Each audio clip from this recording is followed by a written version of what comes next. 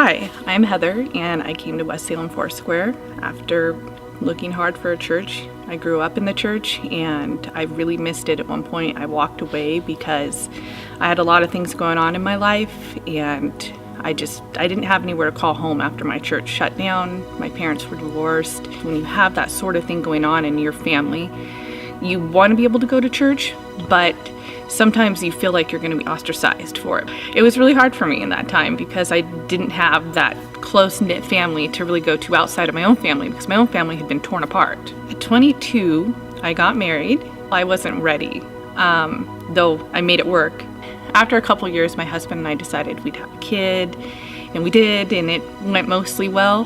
There's some medical issues. After that, we kind of were like, this is good, let's do this again. Which we didn't really realize how much it would change things. About 10 weeks into it, there were some complications. By 14 weeks, there were more complications. So 25 weeks, I went in and saw my doctor again for a checkup. She goes, yeah, we got a problem. You need to go to the hospital right now. The doctors all like rush in, like monitors are going off, and they're like, we have to take you to the OR now. Like your blood pressure is spiking, and you are having all these issues, and your son's heart rate is dropping. Like, something has to be done here. It was the next day at like 10 or 11 a.m. that I finally woke up. I was in a room all by myself. I had no clue where I was in this hospital. I'm hooked up to all sorts of stuff, and I have these things on my feet, and they're just like, don't move. I was in really bad shape. I had my blood pressure literally gone up one number. I would have likely stroked out on the table and either went into a coma or died. And so I was like, well, what about our son?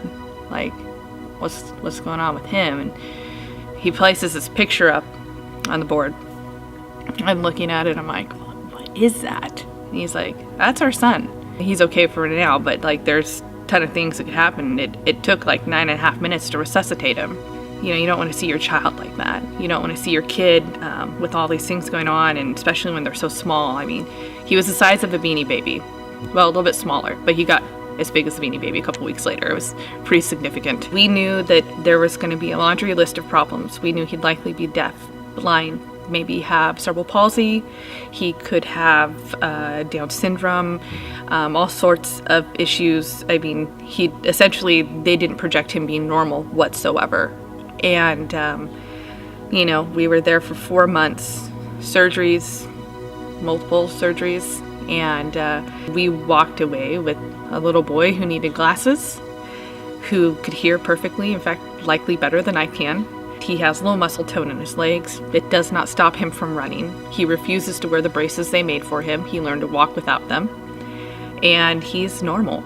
He's as normal as they get. He's walking. He's talking a lot. And even though he's the size of a 1.5 years old, he's 3. And he talks more than a lot of 3-year-olds. But he's mini. He's our little mini us.